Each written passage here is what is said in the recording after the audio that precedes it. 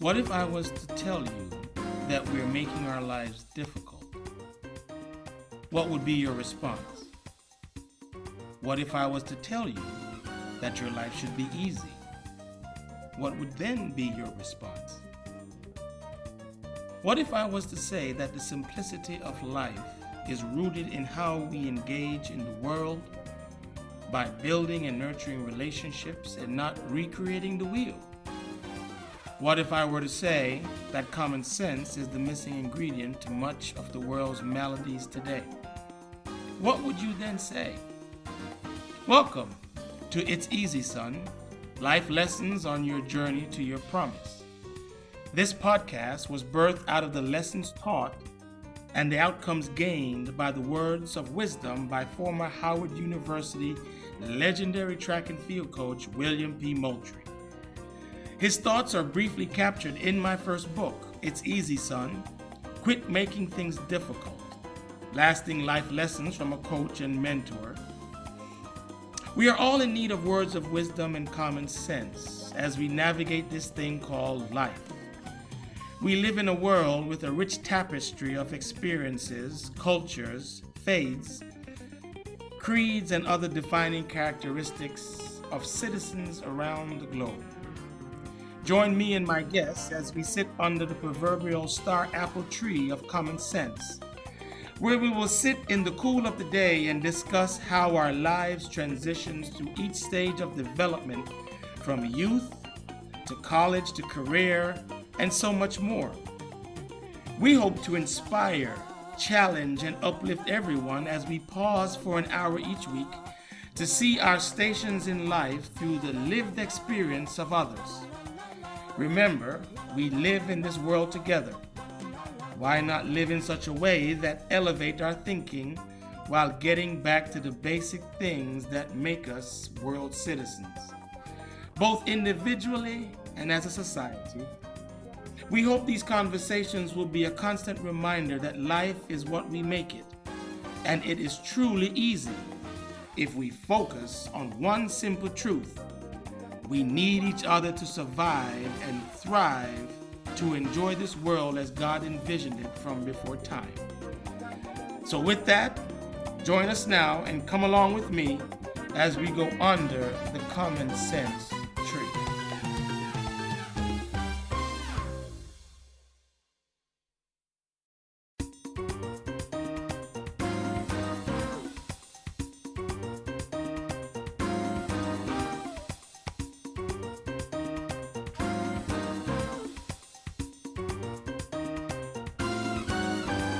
Well, good afternoon, everyone, and welcome to this week's episode of It's Easy, Son, life lessons on the journey to your promise.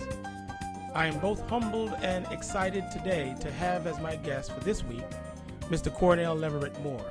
I call him a master attorney, or sometimes I basically just call him Mr. Chairman, because of his daily work activities, but he is so much more than that. He is a two-time HBCU graduate from Virginia Union University and Howard University Law School, and has served on the boards of Howard, Virginia Union, and Johnson C. Smith University, where I had the distinct pleasure of meeting him.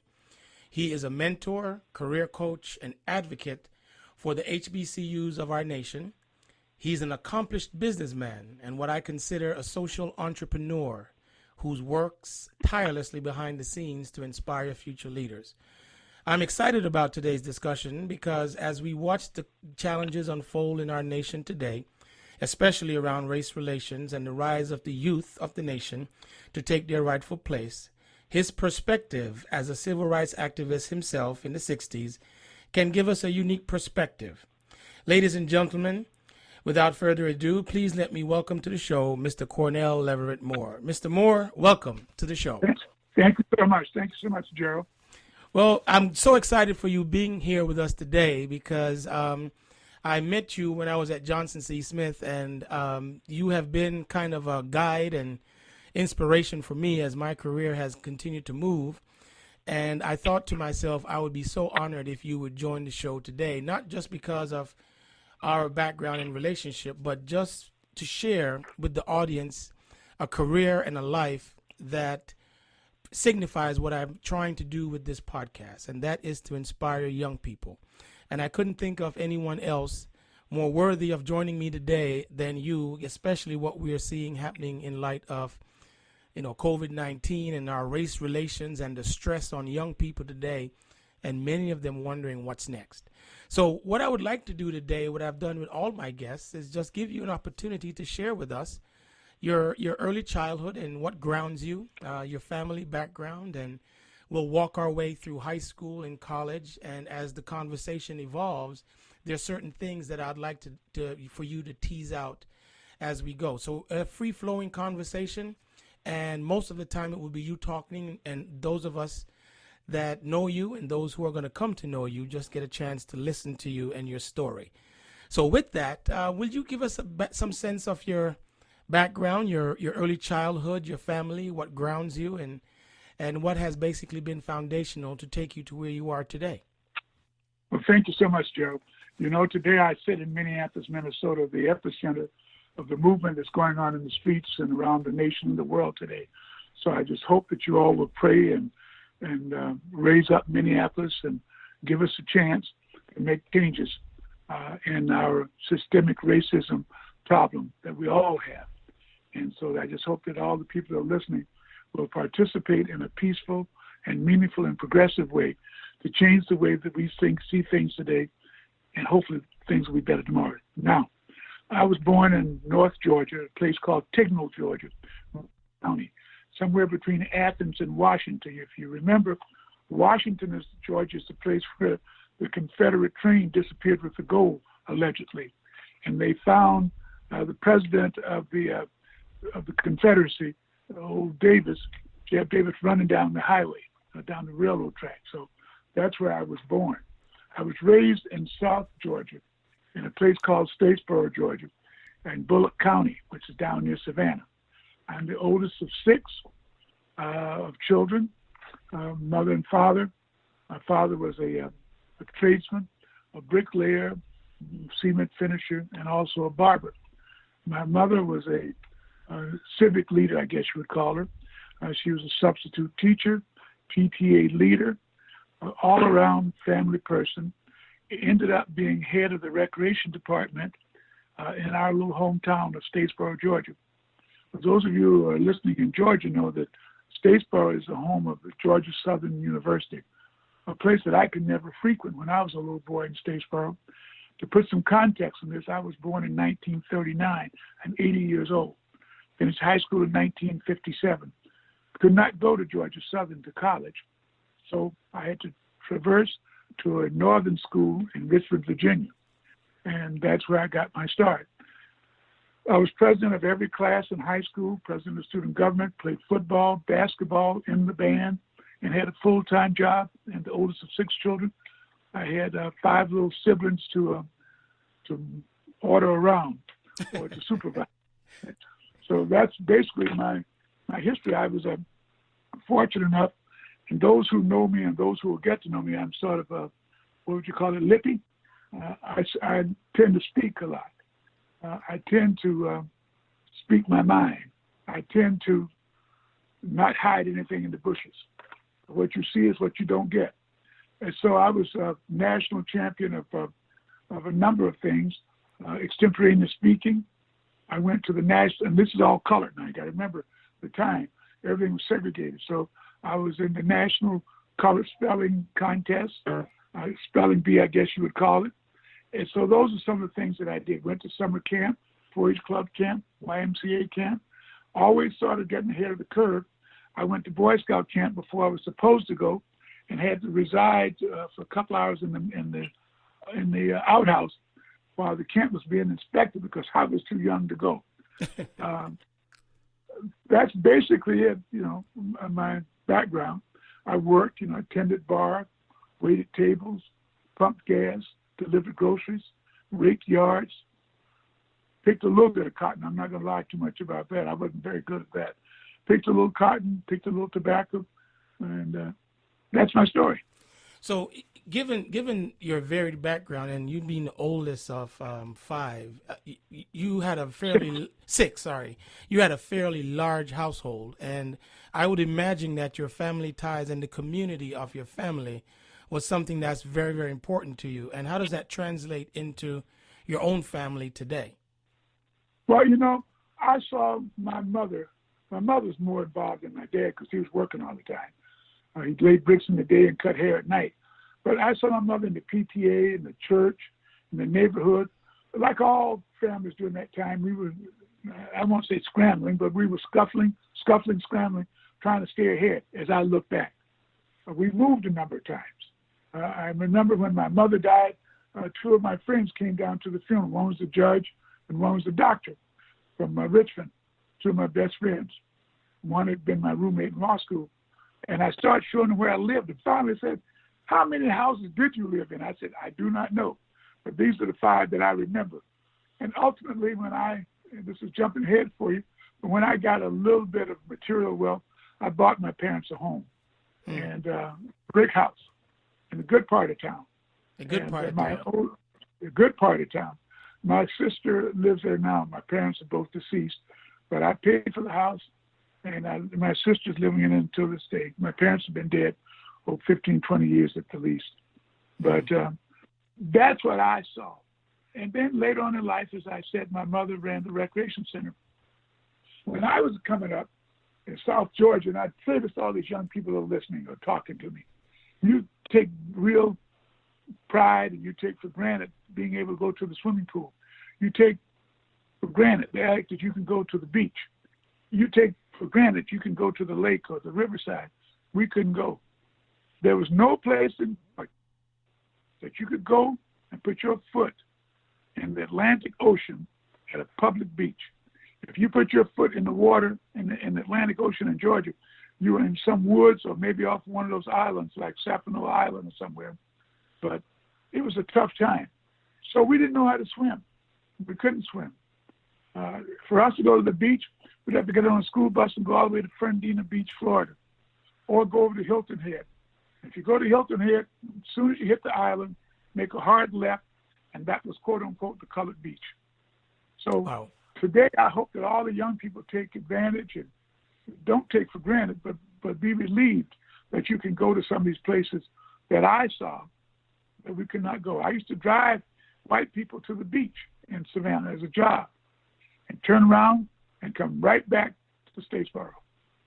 Wow. Now, I have a home in Savannah. I don't go to the beach because I don't really care about the beach. But if I want to go to the beach, I could go. That's progress. That is progress is having the opportunity to achieve the possibilities. That's what we're talking about today. If you don't have any opportunities, possibilities are nothing. It's impossible. It's like the song, was it The Impossible Dream? Mm-hmm. So anyway, I get choked up sometime when I tell that part of the story. But anywho, I just remember I was working at the country club. I only caddied once in my life. I was 14 years old. Forest Heights Country Club, Statesboro, Georgia. In those days, Statesboro was the bright leaf tobacco capital of the world. Bright leaf tobacco capital of the world. So we had tobacco salesmen coming down all the time in the summer to buy tobacco. You heard that old thing, when they're auctioning tobacco. Well, they had the right to join the country club. I'll make this real quick. Well, this man came and I caddied for him, and he asked me, where did the ball go? I had no clue, and I told him I did not know. I was a smart mouth too. I said, for 75 cents, you don't get much around here. But anywho, he called me out my name. He called me the N-word, MF, and everything else, SOB. When we got back to the clubhouse, he told Mr. Johnson, the club manager, that this N-I-G-G is not worth a nickel. Mr. Johnson said, we don't call our boys N-I-G-Gs around here. He made me the associate club director, pro. Wow. Forest Heights Country Club. And so what I was in charge of, now that sounds better than, I have a lot of stories that I right. But anywho, but you get the picture. I get the picture. So he came back the next summer. He wanted to play golf. The worst time in the world in South Georgia to play golf is at high noon. He said, boy, what time can I get out on the course? I said, let me see if I can get you out about noon. And he went wild again, and Mr. Johnson said, Cornell's the pro, take it or leave it. So you see, what goes around comes around. Yes. And if you stay true to your trade and true to yourself and true to your motto and your mother and your father and all your people, you'll get an opportunity. But you got to hang in there. You can't hit and run. This is, I don't like to use the phrase, this is the marathon and not a sprint. But this is 18 holes. This is not a putt-putt course. Yeah, not a putt-putt course. Yeah. So something you said at the start of this talk struck me because I know you for your quick wit, and you always speak your mind. And oftentimes when I call you to ask you for some advice, I'm sometimes sitting on the edge of my chair because I know you're going to tell me something I don't want to hear. But that has been very, very helpful over the years for me. But were you that way in high school as well? You mentioned you were a part of several championships, speaking. Can you talk to us a little bit about your high school years and your involvement in extracurricular activities, and how did that shape and mold you? Well, let me just tell you, when I was 5 years old, and I don't know if you ever heard me tell the story. When I was 5 years old, 4 or 5 years old, I could read on the fifth grade level. Wow. So they were going around the country looking for black geniuses. Some foundation. This is now 75 years ago. So the story may be embellished or it may not be completely true, but basically this is what happened. I was discovered that I could read, and they gave me a choice of going to a special school either in New York at Columbia, California at Stanford, or the University of Minnesota. My mother had relatives in Minnesota, so they chose for me to come to Minnesota. Well, my aunt told me on the train when she came to get me, she said, now don't say anything about how old you are because you're riding for free. Because my uncle worked for the railroad. And of course, I'm telling everybody, I'm almost 5. My aunt said, boy, you got to get us charged for this trip. So I came to Minnesota, and I went to the special school. And for the sake of this discussion, I call it junior school. So I went to junior school. And I went to junior school, and I would ride the streetcar by myself from downtown Minneapolis across the University of Minnesota. I showed that university to you when you were here. Yep. So I went there, and after about 6 weeks, they called my aunt to come over to the school, like for a parent conference. And so my aunt came over on her lunch break, and the teacher started to talk to her about, how's your day? And my aunt said, cut to the chase. I got to get back on the next streetcar to go back to work. What did this little bad boy do? The man says, we found out he's not a genius. My aunt said, I could have told you that when you took him. He's just nosy. Well, they let me stay for the year. As I give this speech across the world, I said, you may laugh at what I just told you, but at least I went to junior school. You never got in. Right. And that's the kind of little smart remarks I made all my life. And I guess it was just my way of doing things. I spoke up. I spoke up for my friends. I was president of our class in senior high school. And the teacher told us that she was going to have her sister act as a chaperone on our class trip to Washington, D.C., our senior class trip. And all my friends said, we can't have that. Why are we going to pay for that lady to go? One of our mothers could go. And my mother really wanted to go. So I said, I'll go tell Miss Williams. So I went in, I stood in Miss Williams' door, and I proceeded to tell her how we felt. She said, you're the only one standing in the door.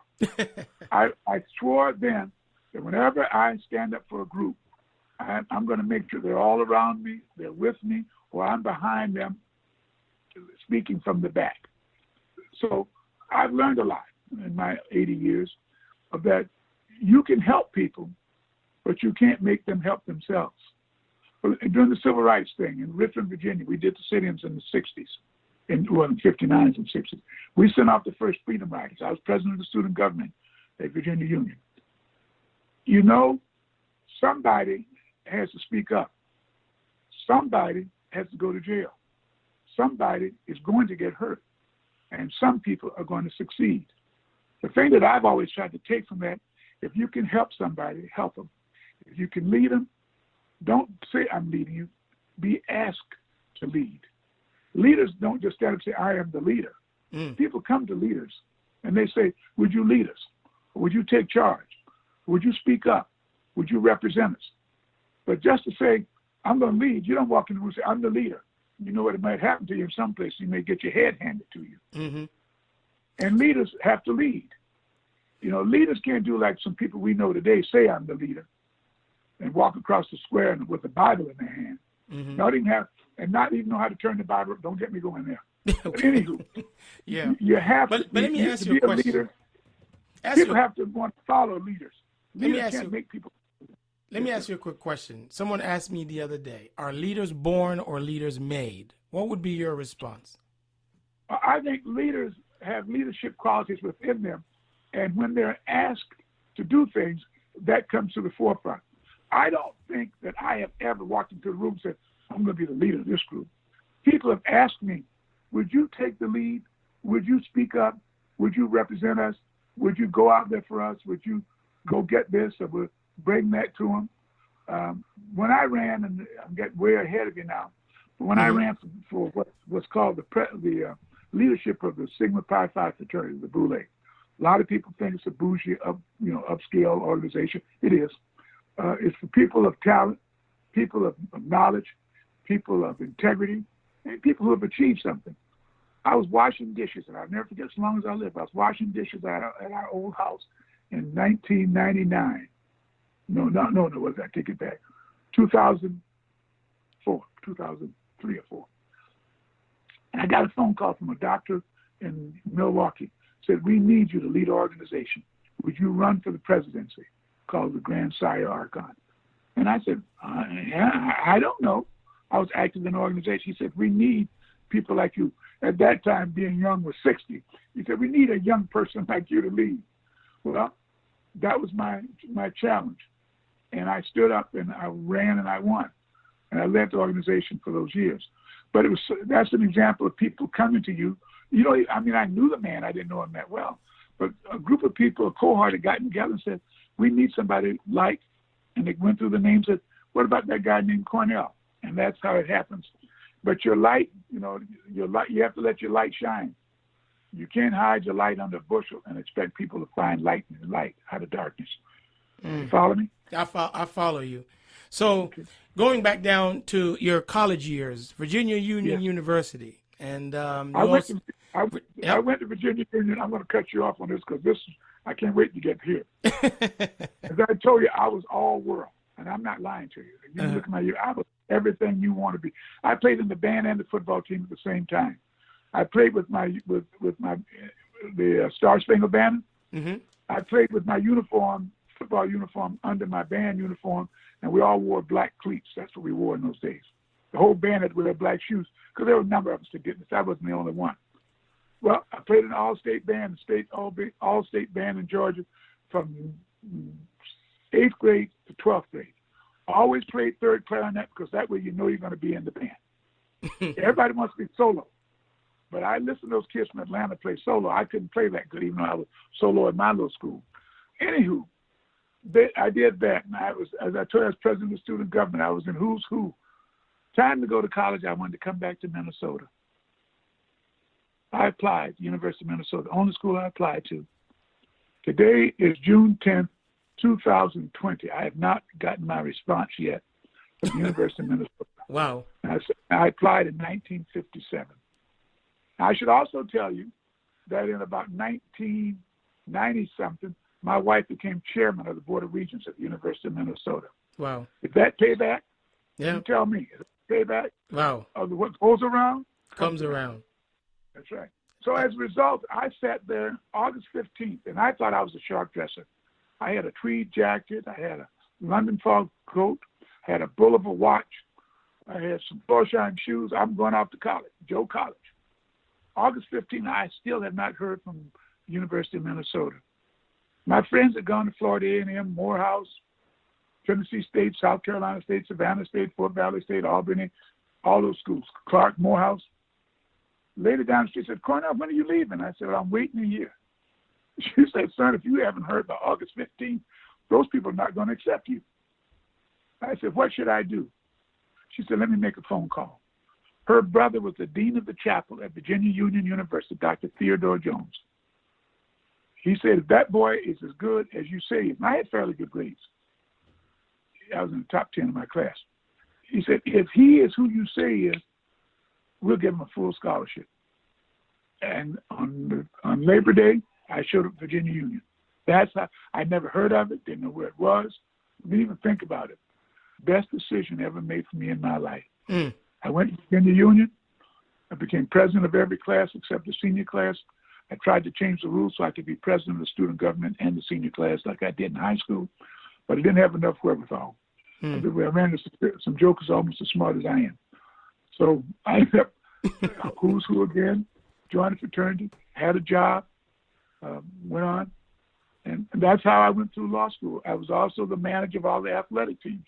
As a result, I ended up playing Arthur Ashe one day. That's another story for another time. I served Arthur Ashe. His dad called him. He missed a shot. To this day, I say I beat Arthur Ashe playing tennis.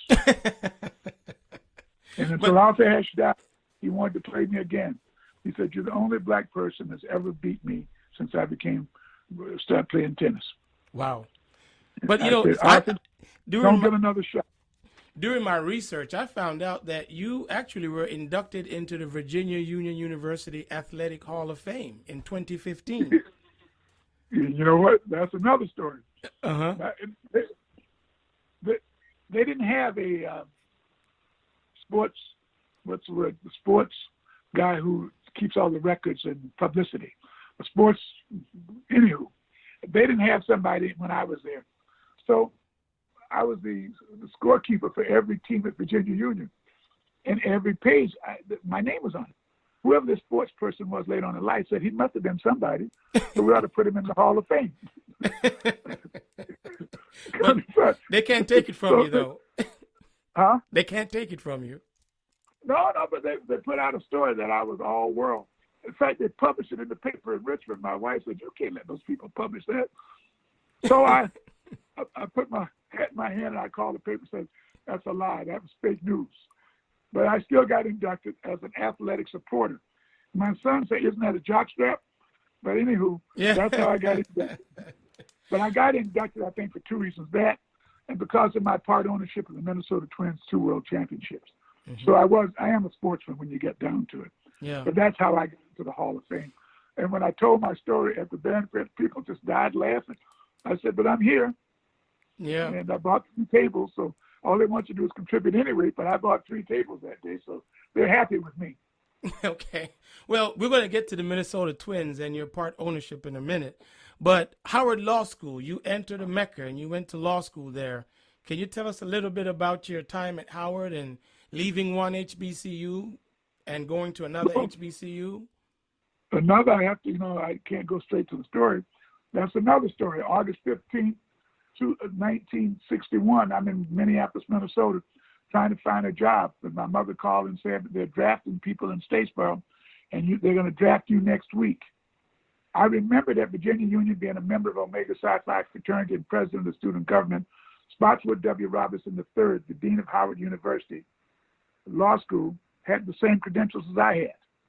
And he said, anyone who has those credentials, as long as I'm dean, you get the dean scholarship.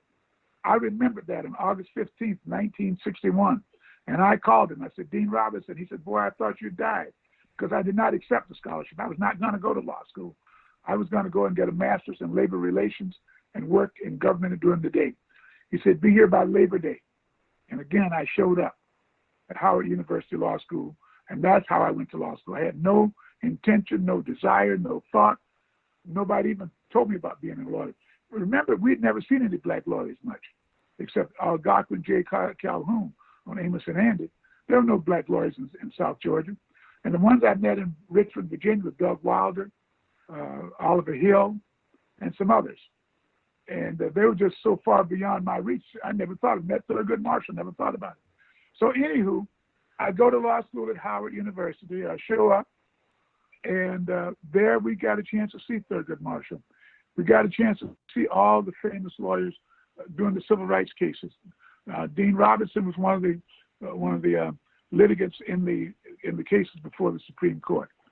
So that was that. But I went to law school, and you'll have to forgive me. I went to law school not to be a civil rights attorney, not to be a personal injury attorney, not to be a criminal law attorney. I went to be an attorney and counselor at law according to the state in which I practice. I want to do everything that I can in my power to make the law come alive. So I became a commercial lawyer, and I worked in the Treasury Department. I worked in banks, started a bank, general counsel of what is now Wells Fargo Bank. and just went on from there. So I had a leasing company, worked in a mortgage company, always in the financial arena. But law school for me was something else. I had a chance to compete against white people, smart men and women from integrated schools, from HBCUs, from foreign schools. We had somebody from China, somebody from Africa, somebody from Yugoslavia, people from all the big cities. And here I am from Statesboro, Georgia, competing, almost winning. Yeah. I held my own. Yeah. And it's been just fun. And then just to go from there and to see the things that I've seen brings tears to my eyes sometimes. To think that a lot of our people never know what goes on behind the scenes. Example, I was a Secret Service assistant agent in 1962. I worked at the Liberty Loan Building of those who are in Washington. It's the last building you see before you go on the 14th Street Bridge on the right-hand side. There, we looked at bad money. Across the street was where they burnt bad money. Bad money being money that was worn out, raggedy, torn, tattered. Just the things. I would drop bales of millions of dollars of money into a flaming pit to be destroyed. I mean, some people say, what's the symbolism of that? The symbolism of it is that I have seen money created and I've seen money destroyed. I've seen lives created and I've seen lives destroyed. They go the same path. You go through life, you get exchanged, you get used, you get bartered, you get monitored, and you get fulfilled. And then there comes a time for you to be destroyed. It's deep, no, I think. Wow, that is very deep when you come to think of it. But as you said that about your being exchanged, and you look at some of the things that are happening now, and for example, our president here at Morehouse was on Fox News recently, and he mentioned that corporate America, in some ways, the question was asked of him whether or not corporate America has failed African Americans. And he gave a very, very pointed answer that in summary basically says that the investments need to be made in the African American community just weren't made. And to this day, they are still not being made. And those that can make the investments, they don't have folks of color around them. What are your thoughts on that perspective? Well, we must, it seems to me, I'm involved in a group. We're going to have a Zoom talk tonight with the leaders of commerce in Minneapolis. My fraternity, I was telling you, Sigma Phi Phi, our group is going to meet with these people Zoom tonight. And we're going to talk to them about, you better recognize, you know what the young people used to say, you better recognize that we have a problem in this country. Half are doing well and half aren't. And you make up any percentage you want. And when you get to a point sometime that the two will equal each other, and now you've got unrest. If you do not allow, you don't have to, I would say, you don't have to help me, but just allow me, get out of my way. If you don't allow us to have good education, good homes, good schools, you won't have any. Because if you do the math, 50-50, and you do the average, that means half the people aren't doing well. I think I'm coming to a mathematical point here. What I'm trying to say is that if I do well and you don't do well, you may try and take my wealth. Solomon? Yep. Follow you. I will push your well down further. Your well-being, I'm using the phrase. So it seems to me, and I've always believed, I haven't asked people very much. I haven't asked for very much of people, I don't think. All I've asked for is the opportunity. Just open the door and I'll come in. You don't have to leave it open. You can just leave it unlocked. I'll come in the legitimate way. And once I get in, I'll take advantage of everything in the room. And I don't mean by taking it. I will use and seize every opportunity. I will engage. I will participate. And I want to be compensated. Basic life. I do the work, I get paid. But give me a chance to do the work. Don't say I can't do the work if you never gave me a chance. You don't know what I know. If I had a good education, came from a good home, a good background, some integrity, some initiative, some incentive, some opportunity, and then have eyes wide open enough to see what's there. What I get upset about a lot, Gerald, is people get in the room and they don't know what to look for. It's like going into a candy store and taking the first piece of candy you see. It may be sour. Peppermint may be in the back, the chocolate to the right, vanilla to the left. Look around. Don't take the first thing to do. Now, we always used to be teachers, preachers, and that was about it, and workers. Now we have opportunities. I mean, I look at some of these things that you see people doing. I was looking at just this list of people in this fraternity that I'm telling you about. I see doctors, I see vice presidents, I see mayors, owners, all kinds of people. I said, gee, you do that? A guy explained to me. I have no idea what he's talking about, but I enjoy listening, learning, have my eyes open to something new, being intrigued, being interested. And that's what I think that we have to do more of. And don't let people tell you what you can't do. I don't let anybody tell me what I can't do. I'll discover that sooner or later I can't swim. I'll learn sooner or later I can't climb mountains because I get dizzy. But at least let me try. Right. Let me try. Mm-hmm. That's all I want. Give me a chance. And I think that's all we're asking for. First of all, afford us the opportunity to get a good education, a good night's sleep, and a good meal. Let us open our eyes. That's all we're asking for. Mm-hmm. And don't hold me back. Don't put your foot on my neck. Don't put your knee on my neck. Right. You know?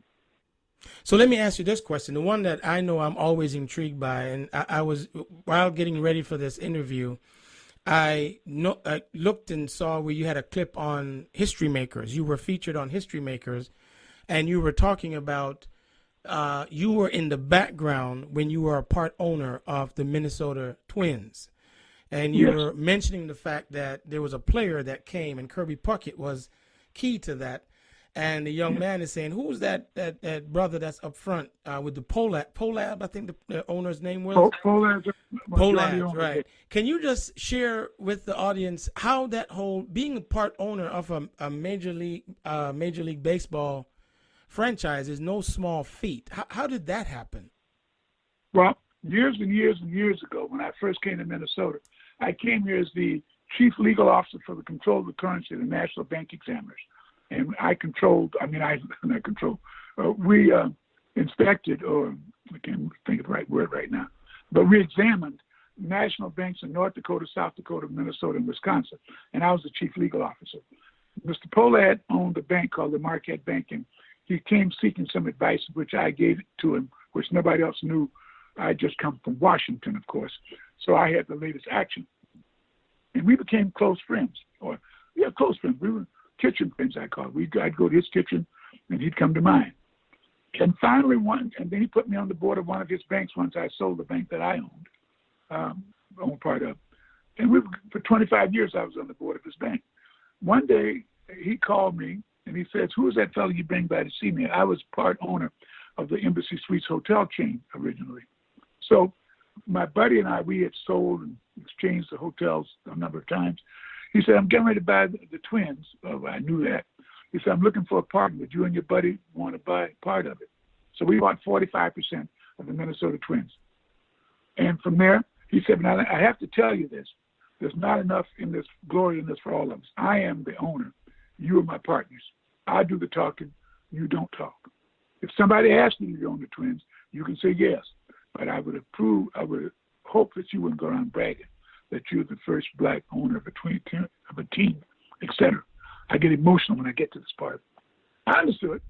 It was a financial deal. So it goes on, and we went. That was in 86. And in 87, the next year, 85. In 87, we win the World Series. We beat the St. Louis Cardinals. So that time, I did not go to the White House. I didn't know about the White House. The second time in 1991, when we beat your Atlanta Braves, we took them to the kitchen. Interesting fact, the Twins never won a game on the road in the two World Series. All 8 games we won in the two World Series were won in the Metrodome here in Minneapolis. Wow. Which is a fact. I think most people have never, I put it together. So anyway, we're going to the White House, chartered Northwest Airlines jet. I'm sitting up front with the ownership, of course, right where I should be. In the back, a player by the name of Chili Davis. asked Kirby Puckett, who's the old man, who's the old black guy up in the front? Is he the boss being Polad? Is that his chauffeur or is that his boy? Kirby told him, said, if you look real hard, Chili, he already has on a World Series ring. He's part owner. That's Mr. C. Chili Davis said, Mister, I apologize. I didn't mean no harm. I said, brother, young man, it's not a big deal. But I got that. And we went on to the White House. George W. Bush was the president. And that was another story for another day. But that's what happened. And then when we got to the point where the Twins, once you win the World Series, all your players become world class. So they go from $1 an hour to $100 an hour. And the cost got out of hand. And the contributions that were going to be required of us were more than we were prepared to put into somebody else's team. And on top of that, he was getting ready to build a new stadium at Target Field. And our share was like $200 million. So my partner said, can we just get our money back and we'll go home? So we sold our interest in 1995. And that's how that all happened. Mr. Chairman Moore, as I'm listening to you and every one of the stories that you've shared thus far, it seems to me as if you were always in the right place at the right time. But going back to the analogy you made about when you go into the candy store, you don't pick up the first thing. It seems to me as if you've married those opportunities then when they come your way with an attention to detail and a laser-like focus on what it is that you're trying to accomplish. And somehow the merging of those two things has afforded you some of the opportunities and successes that you've had. Because I'm pretty sure before this interview or the audience hearing this interview, I don't think many people would have known that the Minnesota Twins had African-American ownership at the time. I don't think that's widely known. Well, I'm sure it isn't. I'll give you another example. In 1980-some-odd, the All-Star game was played in Minnesota. I can't remember the man's name now. He was from California, and he'd been head of the Olympic Committee, and he was then the commissioner of baseball. I can't remember his name now, but that gives you who he was. We were walking across the street to a party, it's like a Super Bowl kind of a party, but they'd have the same thing at the All-Star game. And he said to me, Reggie Jackson was then raising sand about not being a black owner in the major league. And the man said, the commissioner said, oh, you're Cornell Moore. I said, yes, sir. He said, we want to tell the world about you, but your partner says that he didn't want to do that. He didn't want to put that burden on you of being the first Negro to do this or the first Negro to do that. He just sees you as a good old boy. Mm-hmm. Not in those words, but that's right, right. So I said, well, I'd be glad to do it if you want to. I said, granted that we only have 45%. I have an interest in a partnership that has 45%. And so I never did. I never told anybody. And one day, some reporter called me from one of the channels here in Minneapolis and said, is it true? I said, yeah. He said, people have been seeing you doing things, but they didn't know why you were doing it. Like when the Polads assumed ownership of the team, you and your wife circled the field like everybody else, and people thought you may be just his lawyer. Then there were the times the reporters have seen you in the team dining room. I don't know if people know it or not. Before each game, they get a free meal. So I got used to going down getting the free meal, before the game. Mm-hmm. Then they would see you in the press box. They'd see you in the owner's box. He said, but nobody ever put together why you were doing all this. He says, you're a man about town. So maybe that was it. And they never realized that my son, who's 43 years old now, was sitting on Mrs. Polad's lap at the announcement of the ownership of the team. Nobody ever put that together. And my son, until this day, who's now 240 pounds, and Mrs. Polad's dead, she's 125 pounds. She said, come here, little Johnny, just sit in my lap. Isn't that amazing? That is amazing. Nobody does. See, that's how what Ellison calls the invisible Negro. Right. The invisible man. And that's what we've got to stop being. We've got to show our face. Or maybe you don't. I figured I don't have to show my face. I'll show myself. I go where I want to go, and I do what I want to do within reason. Well, one of the I things... join the right clubs. I could join the country clubs. I don't play golf. So why am I going to join a country club to help them? But I do belong to the downtown club, the fancy with the ivy on the wall. Yeah, you took me for lunch there. That's right. That's so where you took me. Go ahead. No, go ahead. I said you took me for lunch there when I visited you in Minneapolis. I was very Yeah, impressed. the Minneapolis Club. And then, the other thing is, I speak to the help because I was once the help. You learn to recognize everybody for where they are. And you also emphasize to them that if they need your help, call me. I tell people, my number, 911, call me. They all laugh, but they have look at my card, my cell phone's on it. And I tell people, I answer the phone. A lot of times I shouldn't answer the phone. It's a robocall, but I'll talk to a wrong number because there's just something about communicating. There's something about having empathy. There's something about encouraging other people. I'm not much for lending money to people, at least loan me $1 kind of people. But I will show you how to go make $1 or tell you how I made $1, if that's an example for you. And I also can't stand people who said they don't like me. That's why I don't get ahead. They don't like me. You don't get ahead because you don't have what's needed for the job, or at least you don't portend, not pretend, portend, P-O-R-T-E-N-D, that you have the necessary skills to do the job. Well, and that's what I think we've got to do. Well, I think one of the things that I enjoyed when I first met you when you were on the board at Johnson C. Smith was your level of integrity and your ability to speak truth to power, regardless if your position was popular or not with the rest of the members on the board. But you being the chair of the finance committee, I got a chance to work very closely with you, and I got to see that you speak it, you mean it, and you walk it. But one thing I always felt was your support. If we discussed an issue, and Dr. Yancey at the time, if we were all aligned, you were always behind us. And I think that's something that is missing in terms of mentorship and in terms of young people and young professionals, especially those of color who are starting out their careers. They don't get that sense that someone is behind them and they're left to find their way or search their way, and not necessarily have that commitment of folks who are willing to give back or lift up. Is that a true assessment around you in terms of how you see young people and pushing them, mentoring them? Well, thank you for that kind characterization. At the law firm, I'm at Dorsey & Whitney Law Firm. We're the top 100 law firms in the world. I have been recruiting I've been at the law firm since 1995, 25 years. I made it a point to recruit people that looked like me, whether they were brown, yellow, tan, black, or whatever. Primarily, though, black. I went to Howard University. I probably have recruited more legal associates from Howard University singularly than any one person. And I'm not saying it to brag. I'm saying to show the commitment. I knew if I was good enough coming out of Howard, you were good enough coming out of Howard if you do what you're supposed to do. And I tell the young people when they come to the law firm, I got your back, but I'm not going to hold your hand. I'm not a hand holder. You told me you were smart. You wrote down that you were smart. Let me see you do it. Now, if you do it and don't get credit for it, call me.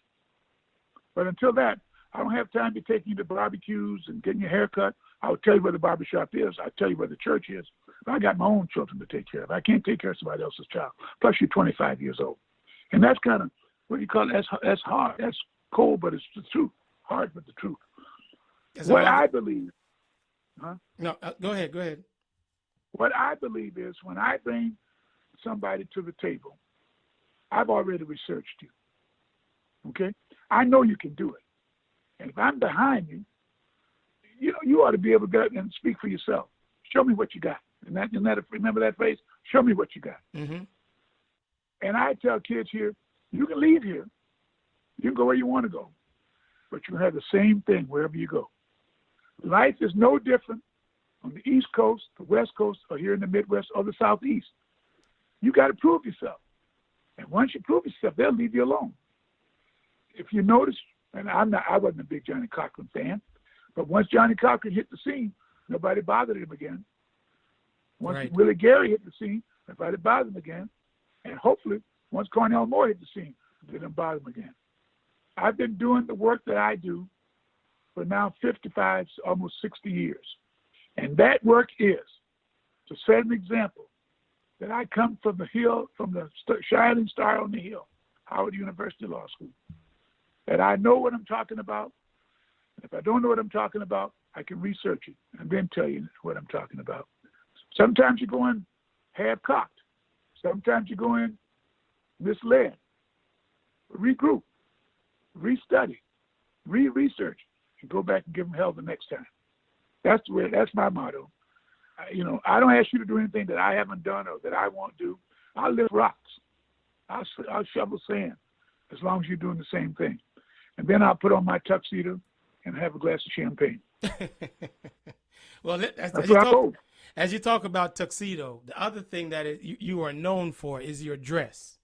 You are one of the sharpest dressers that I know. Every piece of garment that you ever worn in my presence has been top of the line. Now, who do you get your sense of style from? Well, I tell you what my theory is very simple. I don't want to be confused with the help. Wow. Simple. That's the answer. Wow. And I've been called enough times boy. They ain't gonna call me boy no more. Unless that's my boy. You know what I mean? Mm-hmm. But you're not gonna call me boy as a helper. So I work in situations and I find myself in situations where it'd be easy to think I was the help because I'm the only one there. Or I'm the leader of the group. But I want them to know you dress for success. My daddy had a barbershop and I shine shoes. I always shine my own shoes. I try and use shoe shine people with occasionally, but I'm kind of cheap. $10, $12 is kind of hard. But I shine my shoes. My wife said I wash my own clothes. I iron my own clothes. And I get all my stuff done right. And I try not to be flashy because flash is like, was a Jack Flash in the pan. Be steady, be stable, be subdued, but also be recognized. You want to be recognized that this guy looks like the part. People judge you a lot on the way you look.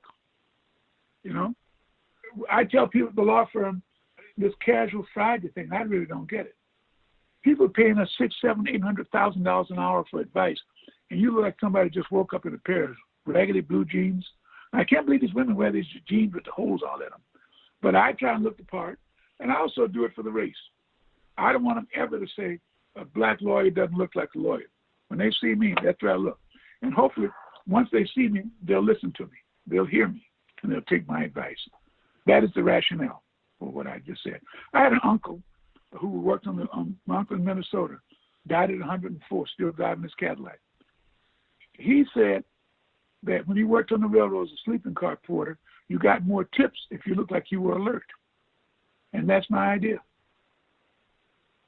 Dress the part. Dress the part. Dress the part. And walk, not only talk the talk, but walk the walk. I think that's another thing. Absolutely. Chairman Moore, we have about 8 minutes left, and this has been we could talk you and I have spent a lot of time on the phone just sharing, and I'm very thankful for the friendship we've had over all these years, from Johnson C. Smith onwards. As I mentioned to some folks, you're one of the folks. Some of my advice you've taken, some you haven't. That's your prerogative. That's true. That's true.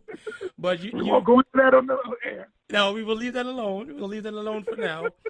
But I tell people when they mention the folks that I have, their names are in my book, my first book, and you're in there. You're in there for a reason. So with the remaining time that we have on this week's show, what parting words would you have for young people and young professionals who are now entering a job market that is totally unstable? They are going to have to compete with others who have been laid off because of the COVID-19. But what would be your advice and wisdom, pearls of wisdom, so to speak, for these young people as they're graduating, class of 2020, for those who are graduating high school, going into college? What would be some words of advice that you could give them based on your experience and knowledge of your years of doing this? Well, I would say congratulations for making it as far as you've made it. You also have to recognize that you didn't do it by yourself. You also have to recognize that you did not invent the wheel, which I wish you had. And some people are, and I guess that could be controverted because there are people in Silicon Valley that are inventing the wheel, so to speak. So if you're an inventor, invent. If you're a pusher, push. If you're a puller, pull. If you're a leader, lead. And that can go on and on forever. But whatever you do, and I tell this to my kids, I have 3 kids, all went to HBCUs. The girls went to Howard, the boy went to Virginia Union. One's a lawyer, one's a writer, and one's a teacher. I said, whatever you do it right. You get it wrong, redo it till you get it right. Practice your craft. Know your craft. Understand your craft. Expound on your craft. And don't be ashamed to tell people what you know. Those of you who sit in the back of the room, all during college and graduate school, you'll find yourself in the back of the room again. Sit up front, at least sit in the middle of the room. Sit by the aisle. Ask questions. Give answers. Do research. And be true to yourself. Because one thing that I've learned is that I didn't want to do certain things. Like I said earlier, I didn't want to do criminal law. I didn't want to do civil rights law. I didn't want to do divorces. I knew what I wanted to do. I wanted to do finance. And I'm more crass. I like money. I did money law. I do money law. I do big deals. If that's your penchant, do that. But find what you like to do and try and put yourself in the position. If you ever get the opportunity, you're ready. It's like being in reserve on a basketball team. When the coach calls you, says, we need somebody to go in and foul somebody, be ready to foul. I need somebody to shoot a three-pointer, be ready to shoot a three-pointer. Have a specialty. Have a expertise. Have something that people need. Somebody said to me, we don't need a buggy whip manufacturer anymore because people don't use those. They don't beat the horses like that. Find something that people need. Find a niche. Or find whatever. If you're going to be a ditch digger, dig a straight ditch or crooked ditch, whatever they want you to do. But be good at it. And then also keep learning. I mean, I read 3 papers every day. My basic TV is news and shows that have something how to do. I Google, if anybody mentions anything to me, I Google it. I look up everything. I don't do a lot of book reading, but I do a lot of TV reading. I read a lot of magazines. I try and stay current. This is going to freak you out. I try and stay hip, if that word is still I want to know what's happening, what's happening. I can't do the dance. I used to be able to do the boogaloo. But, whatever's going on, twerk and do the twerk. But whatever you do, stay in tune. And then lastly, and this is really, I almost cried when I said, don't forget where you came from. Don't forget your people. Don't forget those who are dependent on you. Don't forget those who are relying on you. And lastly, don't forget those of us who paved the way for you. Some people throw you to the side and they say, oh, that's old Mr. Moore. He don't know nothing, until they get ready to get laid off. And who do they call? Who do they call? They call the man that passed in the hall that they did not speak to. They call the man on the street who tipped his hat and you ignored him because you thought he was just another old colored man. And when you get into the room, the boss say, this is Mr. Moore. I've seen that happen with you once in Charlotte for the CIAA. And Sorry? You were in the room. I forgot where we were. And remember that time I tried to park my big truck in the garage? Yep. I picked you up. Yep. And you were like, I want to see you park this big bus in this parking spot. It was that same Saturday night. I don't know where we were going, but we came around a colleague who was Caucasian.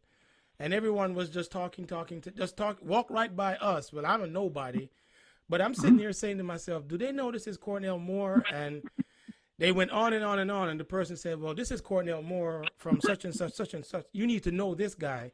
And what you just said resonated with me because they would have never, and they look like us. That was the funny part. They looked just like us. They were African Americans. They walked right by and just went with the idea that they're supposed to, this is the person I need to get close to, when in reality you were the one they had to get close to. Chairman Moore. That happens all the time.